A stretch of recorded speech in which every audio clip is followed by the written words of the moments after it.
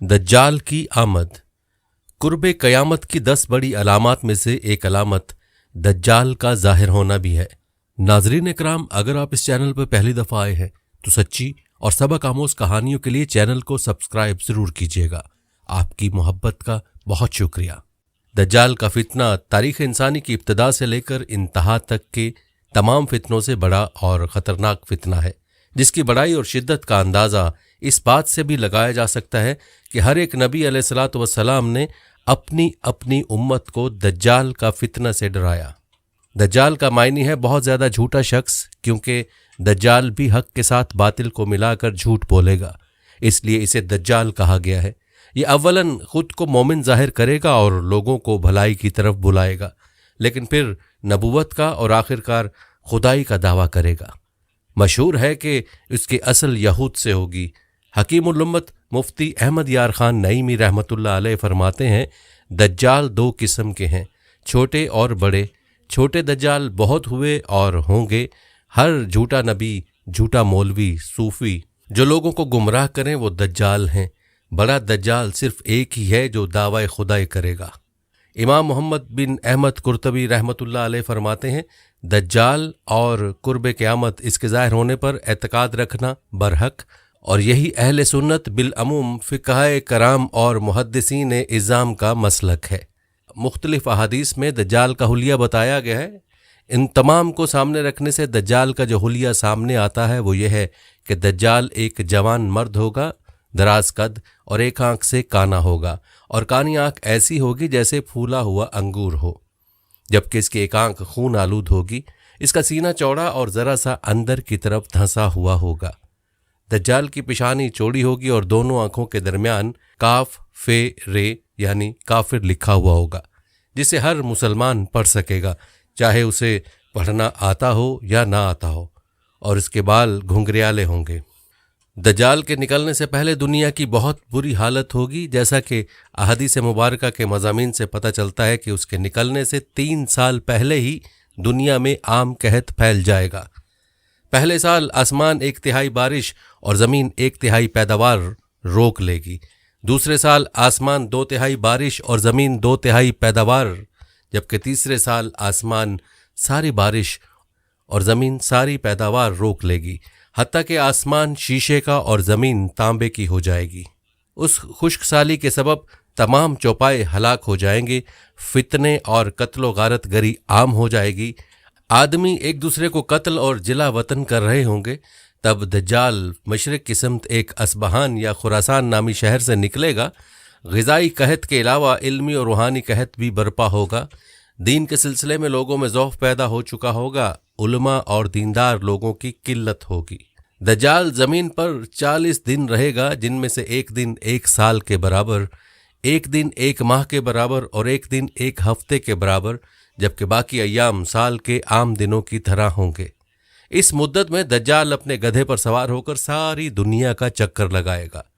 गधे का जुस्सा इतना बड़ा होगा कि दोनों कानों के दरमियानी फासला 40 हाथ के बराबर होगा, और इस गधे की रफ्तार का यह आलम होगा कि 1 कदम उठाएगा तो 1 मील की मुसाफत तय करेगा, और रुए ज़मीन का कोई मैदानी, सहराई और पहाड़ी इलाका ऐसा बाकी नहीं बचेगा कि जहां वो ना जाए।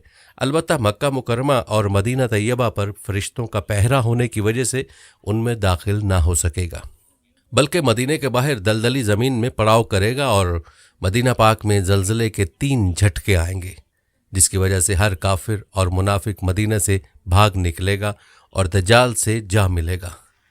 उस रोज़ मदीना पाक हर मुनाफिक और फासिक मर्द औरत से खालिस व पाक हो जाएगा। इसीलिए उस दिन का नाम योमुल खल्लास भी है, और बाज़ रिवायत के मुताबिक बैतुल मुक़द्दस और कोहतूर पर भी नहीं जा सकेगा। दज्जाल तरह तरह के शौबदों के ज़रिए लोगों का ईमान बर्बाद करने की कोशिश करेगा।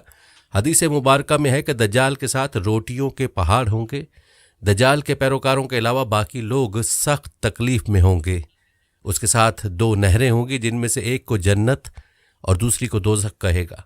दर हकीकत जिसे वो जन्नत का नाम देगा वो दोज़ख, और जिसे वो दोज़ख का नाम देगा वो जन्नत होगी। उसके कहने पर आसमान से बारिश बरसेगी और लोगों के सामने वो एक शख्स को कत्ल करके फिर जिंदा कर देगा। दज्जाल के फितनों की वजह से अहले ईमान सख्त परेशानी और तंगी के आलम में भाग कर दुखान नामी एक पहाड़ में पनाह लिए हुए होंगे, लेकिन दज्जाल उनका पीछा करके पहाड़ का घेरा कर लेगा। अहले ईमान सख्त भूख और तकलीफ में मुब्तला होंगे। तब अल्लाह पाक हज़रत सैयदना ईसा अलैहिस्सलाम को नाजिल फरमाएगा। हज़रत सैयदना ईसा अलैहिस्सलाम को देखते ही दज्जाल ऐसे खुलेगा जैसे पानी में नमक घुलता है, और आप अलैहिस्सलाम दज्जाल को मकाम लुत्फ पर कत्ल करें और उसके पैरोकारों में से किसी एक को भी जिंदा न छोड़ेंगे। एक मर्तबा मैं समंदर के सफ़र पर निकला। मुसाफिरों की कुल तादाद 30 थी और हम सब एक कश्ती पर सवार थे।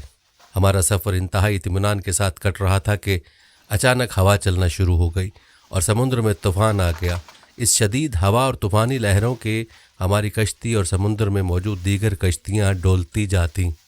कश्ती के मुसाफिर सूरत हाल से परेशान हो गए और हर कोई अपने अपने खुदाओं को पुकारने लगा, क्योंकि किसी को कुछ समझ में नहीं आ रहा था कि क्या करे।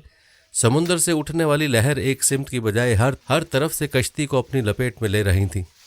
थक हार के मल्लाह ने भी चप्पू छोड़ दी और एक तरफ बैठ गया। अब हम में से हर किसी को ये यकीन हो चुका था कि एक मौत यकीनी है। सूरज गुरूब होने का था और इसकी रोशनी आहिस्ता आहिस्ता ख़त्म होती जा रही थी। शाम का अंधेरा और मंजिल का कोई पता नहीं था। ये भी खबर न थी कि कश्ती किस सिमत में जा रही है और समंदर की लहरें अब कब तक कश्ती को सलामत रहने देंगी। इस खौफ व हरास की हालत में रात गुजर गई और सुबह की हल्की हल्की रोशनी फैलने से हर तरफ उजाला ही उजाला हो गया। कश्ती के रात भर हिचकोले खाने के बाद किसी को कुछ खबर न थी कि हम कहाँ पहुँच गए। फिर अगला दिन भी इसी कैफियत में गुजरा और फिर इसी तरह रात के बाद दिन और दिन के बाद रात आती गई और हमारी कश्ती को समंदर में फंसे हुए पूरे 30 दिन गुजर गए। फिर अचानक 30 दिनों के इस सूरत हाल के बाद भूल भटके मुसाफिरों को दूर से ऐसा नज़र आया जैसे दरख्त समंदर में खड़े हों। 30 दिन से मुसीबत में फंसे हुए मुसाफिरों को यह मनाजर देखकर उम्मीद की कुछ नज़र आई और मल्लाह ने जल्द से जल्द वहाँ पहुँचने के लिए पूरी कुव्वत के साथ चप्पू चलाना शुरू कर दिए और कश्ती को तेज़ी के साथ उन दरख्तों की तरफ ले जाने लगा। कश्ती में मौजूद मुसाफिर जिन्हें यकीन हो गया था अब मौत के सिवा कोई चीज़ नहीं, उनके चेहरे पर ज़िंदगी की उम्मीद नजर आने लगी। फिर कश्ती जूं जूं करीब होती गई दरख्त साफ नजर आने लगे। मुल्लाह पूरी कुव्वत से कश्ती चला रहा था कि सूरज गरूब होने से पहले पहले उन दरख्तों तक पहुंच जाए, ताकि कहीं ऐसा ना हो कि अंधेरा हो जाने के बायस हम उस आखिरी उम्मीद से भी हाथ धो बैठे। फिर कश्ती आहिस्ता आहिस्ता उन दरख्तों की तरफ बढ़ती रही और जब दरख्त करीब हुए तो सारे मुसाफिरों को ये जानकर खुशी हुई कि ये समंदर में वाक़ कोई जजीरा है। अभी तो सूरज मुकम्मल गरूब नहीं हुआ था कि कश्ती जजीरे के किनारे पहुंच गई। मुसाफिरों को इस जजीरे पर उतरे ज़्यादा देर नहीं गुजरी थी। दरख्तों के दरमियान में से एक अजीब व गरीब जानवर निकला। उस जानवर के पूरे जिस्म पर बाल थे और इस कदर लंबे और घने थे कि ये मालूम ही ना होता था कि जानवर का अगला हिस्सा कौन सा है और पिछला हिस्सा कौन सा। सारे मुसाफिर इस अजीब व गरीब जानवर को देखकर हैरान और परेशान हो गए, क्योंकि उनमें से किसी ने भी इससे पहले ऐसा जानवर देखा ही ना था। अब इस पुरस्रार जजीरा को देखकर सब परेशानी में मुब्तला हो गए कि ये क्या बला है। एक मुसाफिर ने दूसरे मुसाफिर से पूछा कि ये क्या चीज़ है। जानवर ने मुसाफिर की ये बात सुन ली और मुसाफिर के जवाब से पहले जानवर खुद बोला, मैं जासूस हूँ। जानवर के इंसानों की तरह गुफ्तगू करने से तमाम मुसाफिर मज़ीद परेशान हो गए, क्योंकि आज तक उन्होंने किसी जानवर को इंसानी ज़ुबान में बोलते नहीं देखा था, न सुना था। चुनाचे सब ये समझने लगे कि हो न हो ये कोई जिन है और हमारे सामने आ गया है। तुम्हारी जासूसी का मकसद क्या है और तुम किसके लिए जासूसी करते हो? एक मुसाफिर ने हिम्मत करके उससे पूछा। मैं जिसके लिए जासूसी करता हूँ उसे तुमसे मिलने का बेहद शौक है। वो तुमसे बातें करना चाहता है, लिहाजा तुम मेरे साथ चलो। ये सुनकर तमाम मुसाफिर हैरान परेशान चुपचाप उसके पीछे हो लिए। वो अजीब व गरीब जानवर दरख्तों के दरमियान रास्ते से होता एक पुराने महल के सामने जाकर खड़ा हुआ। महल को चारों तरफ से बुलंदोबाला दरख्तों ने घेर रखा था। मुसाफिरों ने वहां पहुंचकर परेशान नज़रों से उसकी तरफ देखा और फिर जानवर की तरफ सवालिया नज़रों से देखने लगे। जानवर फिर आगे चला और सब मुसाफिरों को एक बड़े दरवाजे से गुजारते हुए महल के अंदर ले गया। महल के अंदर दाखिल होते हुए सब ने देखा एक बहुत बड़ा शख्स जंजीरों में जकड़ा हुआ था और रिहाई के लिए कोशिश कर रहा था। हमने इससे पहले इतने बड़े कदावर और इतने ज़्यादा रौब वाला शख्स कभी नहीं देखा था।